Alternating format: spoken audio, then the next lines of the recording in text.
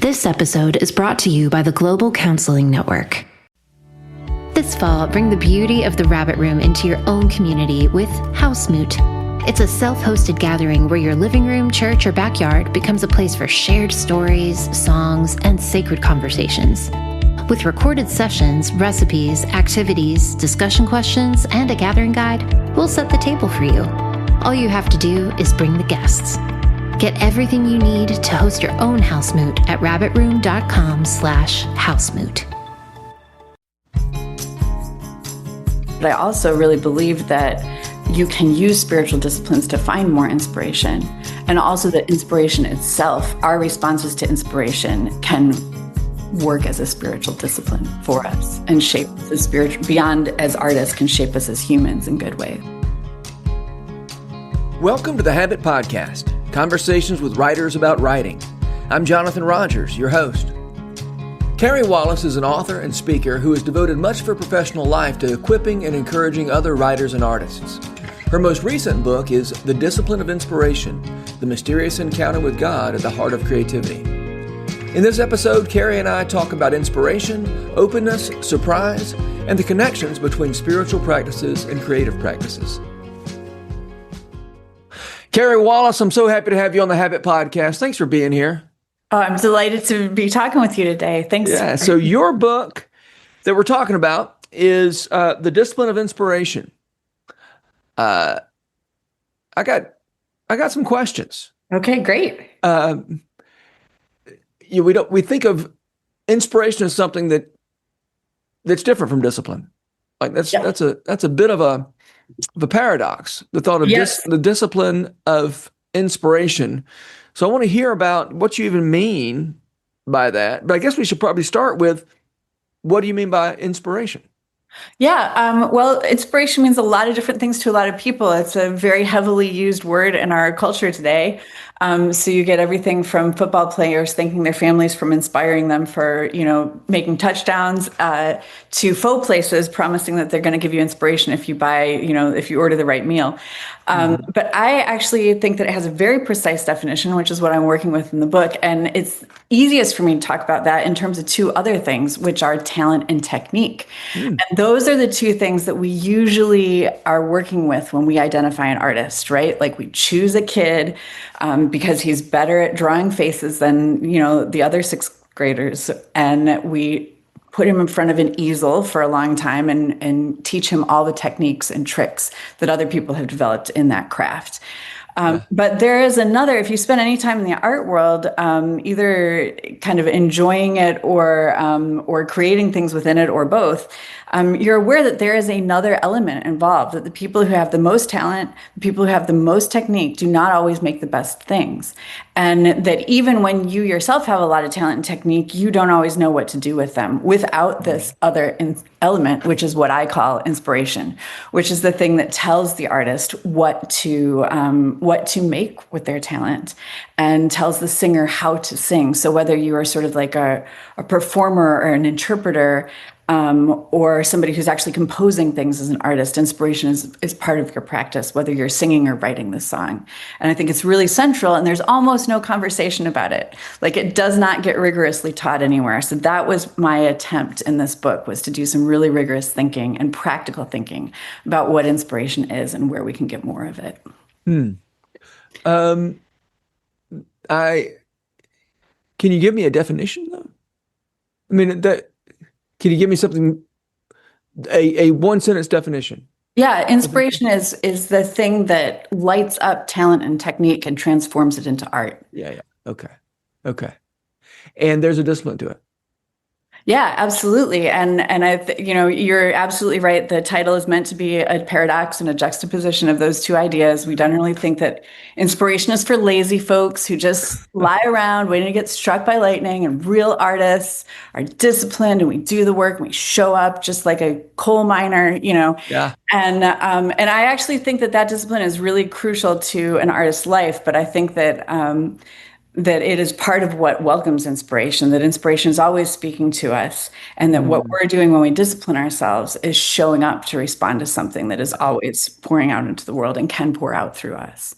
Yeah, you mentioned coal miners, and that makes me think about something you quoted from Toni Morrison. And she said the key, I don't know if I guess I'm paraphrasing here, but the key to creation is to be open, not scratching or digging, but being open and trusting that what you don't know will be available to you. Yes. It's bigger than your overt consciousness, intelligence, or gifts. It's out there somewhere, and you have to let it in. Yes, that is a lovely paraphrase, but just because there's such a proliferation of non-information on the internet, we need to say that it is definitely it's definitely your gloss quote. It's definitely what? That's definitely your gloss on her quote. But she does essentially say that inspiration is something that you need to be open to, that the best art is going to surprise you when it arrives. And that the posture is not one of sort of hard work is not one of toil, but of openness, which I actually think that being open is some of the hardest work that we can do as humans. There's a lot operating in this world to keep us from being open to anything. So I do think it takes discipline to do that. But what we're trying to do is not like keep our nose to the grindstone, but open our hands. Yeah. I was just earlier today looking at the way Simone Weil talks about attention and focus. And she says, when you tell, the essay was about education. So when you tell kids to pay attention, to focus, what they do is a kind of muscular contraction. They contract, Sure. they squint basically. Yeah. And that's not the essence. Squinting isn't the essence of attention. Yeah. But opening your eyes, widening your eyes. That reminds me of watching meteor showers, right? If you are lying on your back you can't watch the whole sky at once. The way that you catch them is by sort of going soft, not by focus, but by a very wide openness to the sky. And then you catch many more falling stars. Maybe that's why I don't have much success seeing falling stars. I could also never see in the little, the posters that you'd see in the 90s with the dots. Those are so look true. The right way you could see a dolphin. I had trouble with those too. It never worked for me, and I think it was a failure to soften the gaze. There are ways in my sort of creative life I can soften my gaze, but there are certain things that I just can't. Yeah. And even when people say, "No, I have to do is soften your gaze, and you'll see the dolphin," I can't do it. Yeah. Well, I think we all can and can't focus on different things, and this is why we need each other, right? Yeah. So yeah, so good. You've already touched on the idea of surprise, but I'd like to hear you say more about that. I mean, the way you write about these issues, surprise keeps coming back. Yeah, I think that the inspiration often comes as a surprise. It's a hallmark of people's experience about inspiration. So I did a vast survey of, I was working on a program for artists, and I did a vast survey of speech on artists about art. And what I narrowed down on was inspiration. And the testimony on what that was like was very consistent. And one of the really consistent elements of it was, we're surprised by what happened. We came into this scene or this song or, with a plan about how it might go. And we have actually some skills. We have maybe better ideas than an unskilled person on what this might be. And this has taken us in some completely different direction. But it's also, you would think that would be a frustration or maybe even a disaster when that happens. But in fact, it's very welcome. It's something that artists chase. So authors are very excited about the moment when characters take on a life of their own, right? Yeah. That's when the book actually begins to come alive. And that's true in songwriting. Songwriters talk a lot about both Paul McCartney and Irving Berlin and Sam Cooke talk about their most famous songs as being things that came to them just like that, in less than an hour, that emerged fully formed. And they didn't think their way through it. It came as a complete surprise, but it also came as a complete object. So the question I started asking is, where is this stuff coming from, right? Yeah. I read that Peter Frampton, he has 2 mega hits, Baby I Love Your Way. I can't remember the other one off the top of my head, but he wrote them both the same day. Interesting. And when I say he has I mean, he has two mega hits and only two mega hits. I don't mean he wrote two of his many mega hits. He had, and I read an interview where he said something like, and I've spent the rest of my life trying to figure out what did I do that day? What did I eat for breakfast? Which side of the bed did I get out of? Yeah. But it came as a surprise. These two things that, that are still, paying the bills for him. Yeah. And they came in one day. Yeah. And there's no other way to talk about it than inspiration, really. Yeah, absolutely. And there's a very similar story for Willie Nelson's Red-Headed Stranger album. Is really? Written in less than a week and has most of the songs that you know by Willie Nelson. And I think Frampton's asking like a very good question, like what can I do to get more of that? And I think the answer is both. You can't do anything, right? Like it is to some extent a gift, but like if you were doing anything right, it was probably not what side of the bed you got out on. It's not a mechanical thing. It was probably a posture of openness to whatever was coming through in that. And that does lead to the question of like, how do I get more of this? When I started asking that question, I realized that in my spirit, that what you need to do with inspiration is be open to a spirit that is larger than you coming through you and offering something into the world. And it's like, how do you get better at that? Because modern life is just all about like clenching and control and, grinding and working harder and all this, there's very little about surrender, which is essentially the gesture that we need to do to welcome inspiration. And I realized that I'm a practicing Christian with a very spotted background in all kinds of that ranges from Quakerism to Episcopalianism and basically everything in between. But I realized that the spiritual practices that I had used in my life of faith had formed me to do that exact same gesture of surrender. And that perhaps these ancient spiritual disciplines, which appear across world religions and throughout time, could also be used in the life of the artist. And so when you ask questions about the title of this book, the discipline of inspiration is a paradox, but I also really believe that you can use spiritual disciplines to find more inspiration. And also that inspiration itself, our responses to inspiration, can work as a spiritual discipline for us and shape us as spiritual, beyond as artists, can shape us as humans in good ways. Yeah. I know you're familiar with Elizabeth Gilbert's TED Talk about, she makes the point that we now say that a person is a genius, but people used to say people had a genius. Sure. Yeah. The genius being, something outside them that then took up residence, and it's the talk is goofy in a few ways, but I love the idea of of there being something outside us that we are making ourselves available to. Yeah.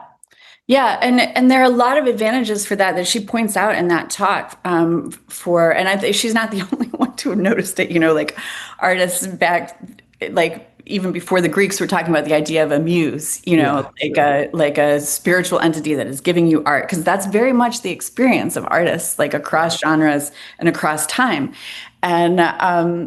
And she notes things like that can take some of the pressure off of you. Like if somebody doesn't like what you're doing, you can be like, it's not my fault, it's the muse's fault. And she also says, the muse can give you some comfort that it's not all from you. I think all of us as human beings have moments when we're like, oh my gosh, I'm so limited. I can't even think if I didn't have my coffee this morning. Like, can I come up with anything worth doing? How can I make something new on the page or on the tape every day? And, she talks about, and others talk about, the idea that the muse, is beyond you. So it's capable of doing things beyond you, which is also the sensation that artists have. Like, that doesn't sound like anything I came up with. That, I must have read that somewhere else. Yeah. And, but as I thought about this and started wondering where this inspiration was coming from, the conclusion that I came to was that there are actually massive advantages to understanding something that I also believe is actually true. It's not just advantageous to believe it, but which is that inspiration comes from God and not a muse. And the problem with the muse, and I think many people who've worked in the arts have had this sensation, we are not sure who the muse is. We don't know anything about its personality. We don't know if it cares for us or if it is willing to kill us in the service of our art or its art. And I think a lot of us who've worked in the arts have felt like something might be trying to kill us when we get, like, as we're trying to create. And I think that believing that God is the source of those things, it right sizes our relationships with our audience, who otherwise they have a strong sense of worship when they see the things that we make sometimes, or at least that's, some artists have that experience. Definitely most of us who love the arts have the experience of feeling worshipful at some of the pieces that we've seen made. But often the people who have made that art would not want that worship, couldn't bear the worship if they were given it, even if they wanted it, wind up being extremely disappointing and sometimes horrifying human beings. And so to understand it as coming from God through imperfect people gives us a way to receive the art and return the worship to something that's actually worthy of the worship. But the other thing, and it also, gives us the same advantage of recognizing that we were tapping on something infinite and inexhaustible, beyond ourselves with the muse. We also don't know, do you use up a muse? Does each person get a muse and we kind of like kill the muse or wear it out? No, like nobody knows the mechanics of the muse. It's a very useful but wobbly category. But if you root inspiration in the God that you worship, or the God that you even suspect might be out there, that God has a character, has even a history, has clues as to who they might be. And in the story that I believe in my faith tradition is that God is full of love for us, that God cares about us as people, not just what we do for God or do for other people, but who we are, even when we're unable to do anything. And that, I think, is a much stronger position to create out of, and a much different spirit to create alongside than this kind of shadowy, unpredictable muse. Yeah. I love the way you say, as we lose or are freed from the pride of absolute authorship. But when we say I'm not the only or even the main source of what's going on here, we gain the power of God. And you said that simultaneously makes us more humble and more ambitious. Yeah. And I especially appreciated the idea that it makes us more ambitious. I mean, to be humbled, I get it, right? I mean, that's we're accustomed to talking about our relationship to God in terms of being humbled. Yeah. But humility is just sort of taking our proper place in the order. And as it turns out, our proper place in the order is higher than any kind of self-aggrandizement could give us. Yeah, absolutely. And I think that God often is calling us to be better than we want to be, better than we think we can be, but also maybe we've given ourselves a low bar so we don't have to hit it, right?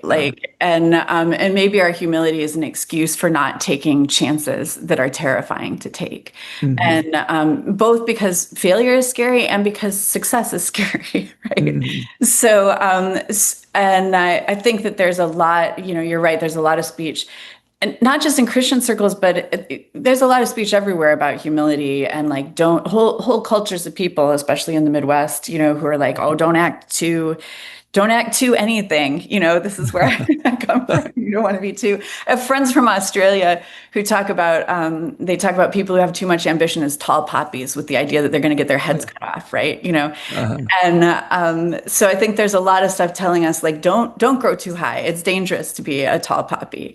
And I think that one of the reasons that it's good to believe that God is alongside you in this is that God can see things that that you can't, lead you to things that you can't, but also can sustain you, can be a companion for you, can protect you from both success and failure, and like love you through all of that and bring you to places that you would never have been able to go on your own and would never have believed yourself capable of being or doing.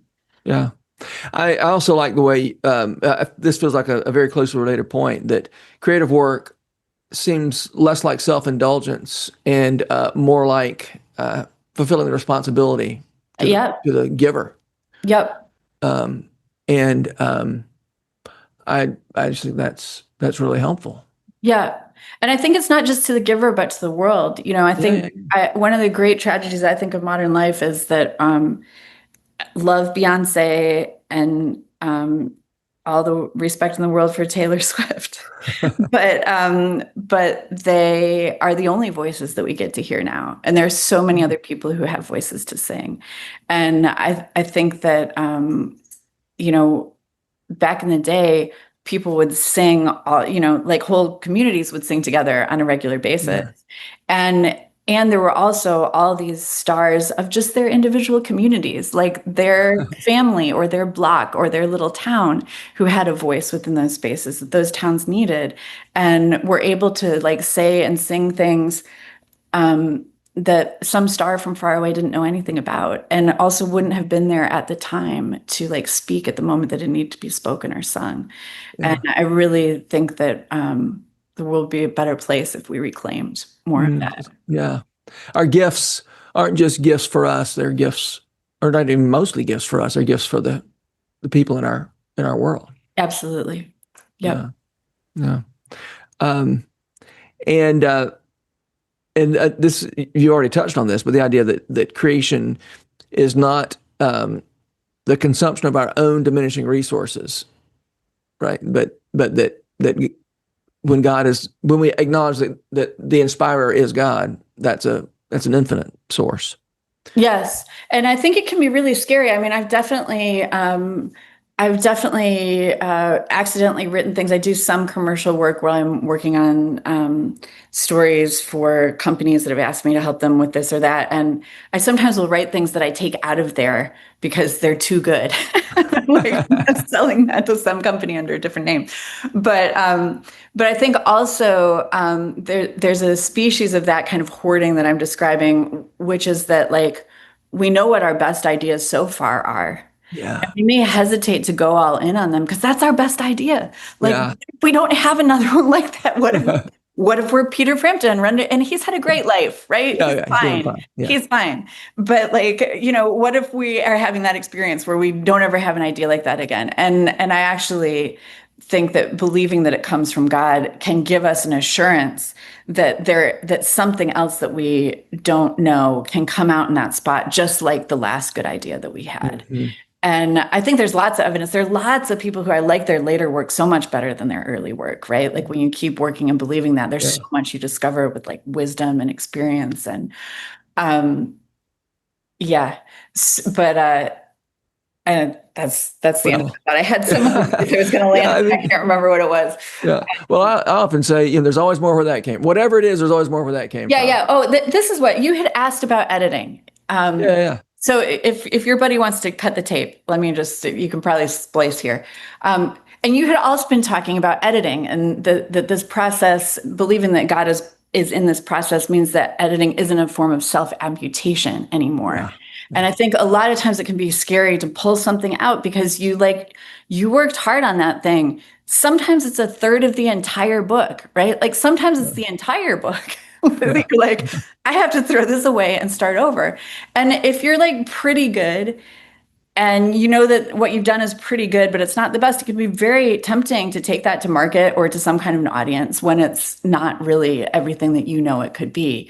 But we sometimes do that because we don't want to do the work or because we're actually afraid there's nothing else there than our pretty good.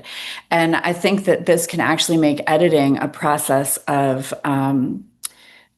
discovery and like joy and surprise, very much like the original drafting, where we're cutting away. Sometimes it's like a jeweler cutting away facets until you get to the fire inside the gem, and sometimes it's like we have to throw that whole stone away and like keep digging for a different stone. But there's always a belief that there's something under there that's more than we know we could find because God put it there and not us. Yeah. You to return to the idea of editing, or to continue with the idea of editing, you talk about the process of looking for God in what we've written. Can you say a little more about that?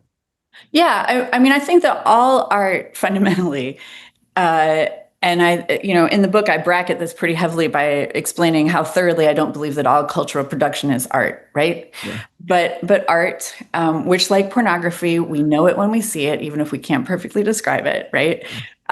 Is actually an artifact of an encounter with God that perpetually invokes a further encounter with God, right? So it's evidence that God was here, and when you come in contact with it, it can put you in touch with God again.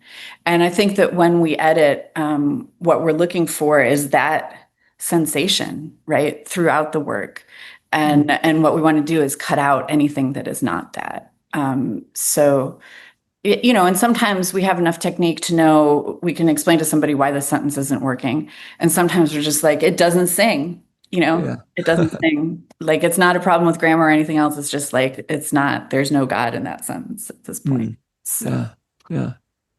Well, you make the case that locating our inspiration in God gives us access to a vast trove of wisdom and story and practical tools for art making. Mm-hmm. And you've alluded to this already, right? That prayer, meditation, the things that all religious traditions give us are also relevant to art making. But could you say a little more about that? I mean, I'd love to hear more about this, the historical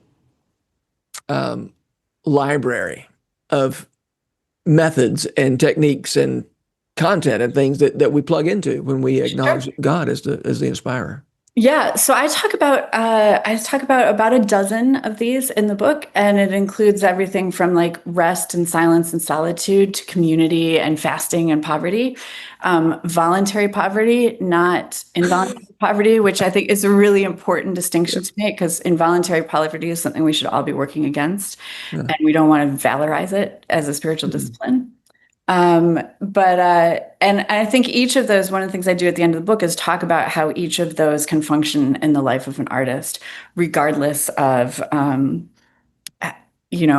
whether they're rooted in any kind of a faith tradition. And I actually think that they can be a doorway for people who are practicing arts to explore and discover what their faith might be, and to find language and story around that's bigger than just this very intense individual relationship that they're probably already having personally with inspiration. So I talk about things like, in the central one I started with was actually rest, because it's one of the very first. It's a discipline that in the Christian and Jewish and traditions, God imposes from the very beginning, or God offers as a gift from the very beginning. He makes the world and then he rests. And I actually think that rest is very closely related to surrender, which is that fundamental gesture of welcoming inspiration. And it's also like we have a sense that, what's important is the movements that we make on canvas or on paper with our hands. But I actually think that the production of art happens before that, like in the moment that we rest, when we are waiting for something to tell us what to raise our hand to do, right? Mm-hmm. And so I have meditations about that throughout the various spiritual disciplines, but that's sort of a little snapshot of what they're like. And not resting so that you can, be not resting in order to do more work, but rather resting as a kind of openness, as productive in itself. Oh yeah, the resting is the work to an infuriating degree. So I had a really, I'm on the Habit podcast. I've had an extremely strong habit of art creation for the vast majority of my life. So when I was 18, I went to college and I was like, okay, I'll go to college, but I know I want to be a writer. And I know that I'm a Christian. So I want to spend some time praying every day and writing every day. So from the time I was 18 on working days, I wrote 2 hours a day. And I graduated from college and carried that, through to basically the publication of my first book was writing for 2 hours a day, and only took jobs that would allow me to do that, which meant that I took a lot of weird jobs with a college degree. But Voluntary poverty. Exactly, which can give you a surprising amount of freedom, right? Uh-huh. I actually think that voluntary poverty comes with an enormous amount of freedom. But what I discovered at some point in college, I was like working on a story that nobody has ever seen. And I don't even remember what it was, but I had like a problem in the story and I couldn't solve it. And I was like working and I did my whole 2 hours and I didn't solve it. And then I went and sat down in a chair and like looked out the window. And immediately I had, and this is something that like engineers have this too, this sense like when the mind rests, it's like a pretty recognized quality of flow at this point in any discipline. But it's like the work is actually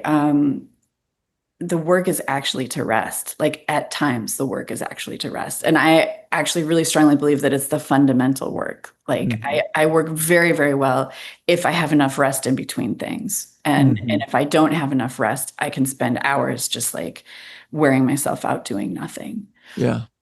Have you ever incorporated a nap into your day as part of the Yes. working? Yeah. And that's when I started talking about, I've talked with these ideas with like tons of people over more than a decade. And there's a lot of like, there's not a lot of rigorous thought on inspiration, but there's a lot of practical clues that get passed hand to hand from people like after class.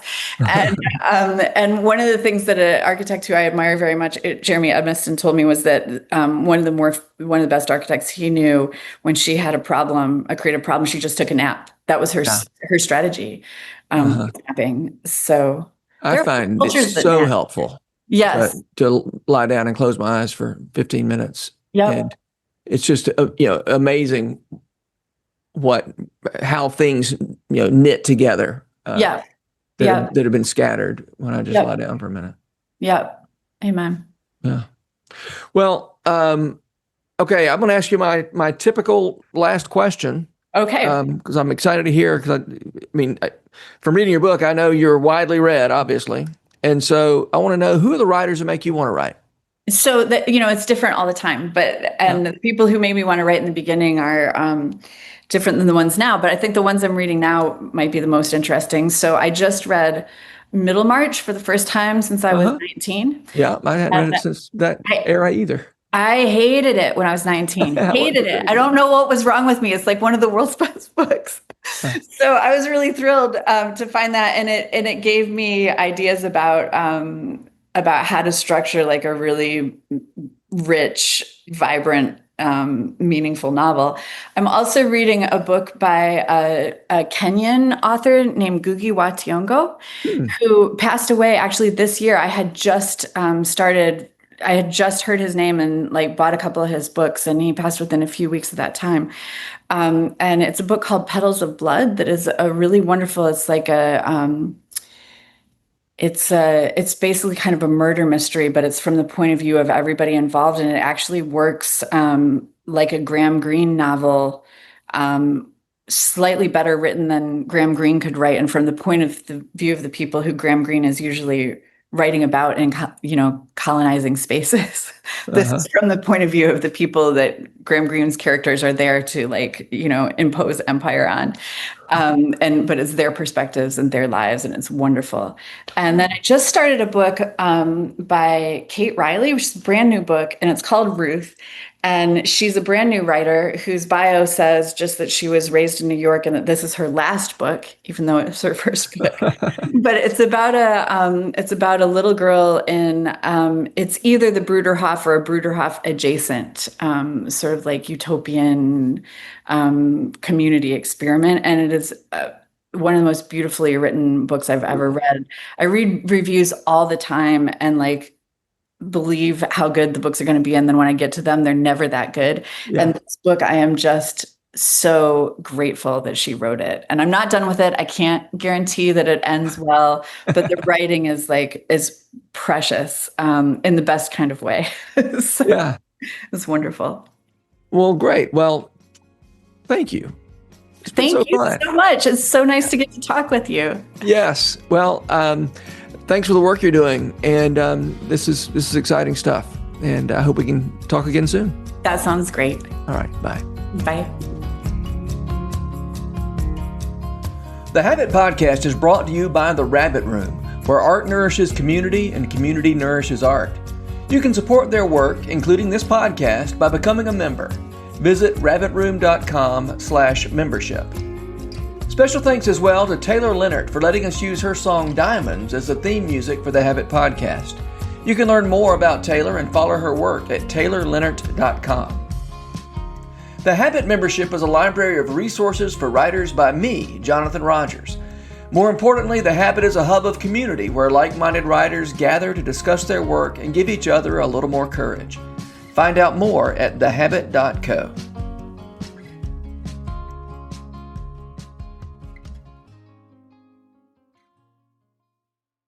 If you've enjoyed this podcast episode, consider joining the Rabbit Room membership. Your membership helps sustain this community, funding everything from publishing and podcasts and theater productions to events and programs that support artists who create with a Christ-centered vision. We'd love to have you on board. Learn more at rabbitroom.com/member.